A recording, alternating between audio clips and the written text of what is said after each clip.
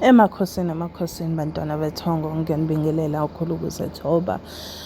Ngithi nje ngizethule abangangazi mina uGatsheni Babenyathi Sombuluko Mpongozi ngelwane nabandlovu beenkomo zidla ekhaya ngosebolusi zothi zolusi ntombazane nanibona ukuthi nokuthe amadoda masibukweni makwande mathonga amahle. Ngiphinde ngibize abakobaba uMakhanyongo noGumede ophathwa uqabokho uzayo yomnangezitha nina enakhanyisa olutho umshana lokwaze kwasa ngoba nisaba ubumnyama bomakhanya. Ngiyanibingelela nje ngiyazi ukuthi sesiside isikhathi kodwa-ke kuningi okwenzakalile.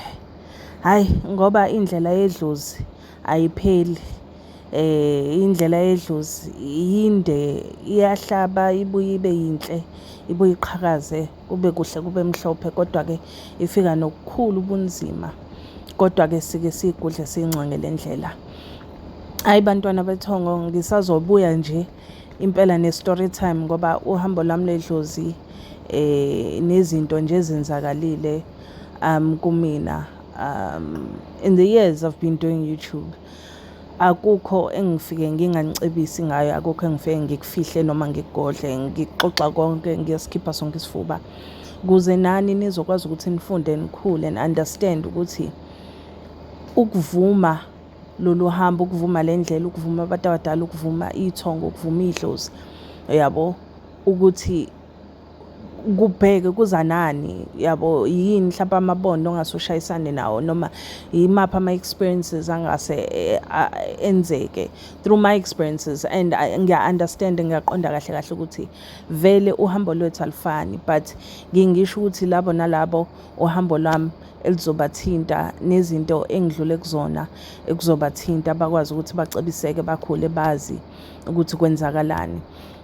Lana-ke bantwana bethongo, hawu idlozi ngoba-ke liyangivivinya liphinde langibiza lathi hhayi mntwana edlozi, hhayi fanele uphinde ngathi kube khona okukhuphulayo la kaMnguni Nomdawo.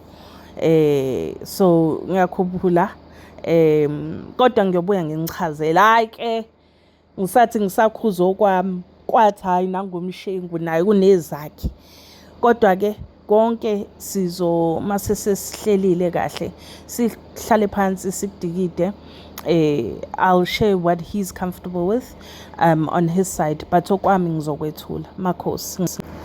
Ngaphambi kokuthi ngikhohlwe bantwana bethongo, ningangibuzi la maphondo akona washabalala nkosi yami. La maphondo lawa bekwe ezinye izangoma kodwa ngimshuthe esamile lapho.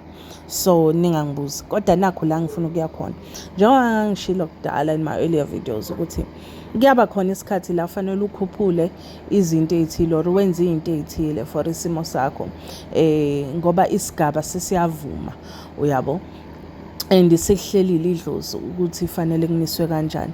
So when that time comes, it can come after a year. Abanye uthola ukuthi umuntu usanda nokuqeda ukuthwasa sekufanele ukhuphule izinto ezithile, or uthola ukuthi umuntu ubeselapha for iminyaka bese kuthiwa hamba ukhuphula into ethile. Izinto ezikanjalo ziyenzeka, uyabo. I've spoken about this before, but ngiyophinde nginabe when I do a live nginabeke ngakho. So uShabalala wayesengishutha la njengoba ningibona nje ngizibhemela nkosi yami, ngixakekile, ngicabanga ukuthi idlozi la ngiphinda futhi kona lokho yangishutha. Hayi bandla makhosi.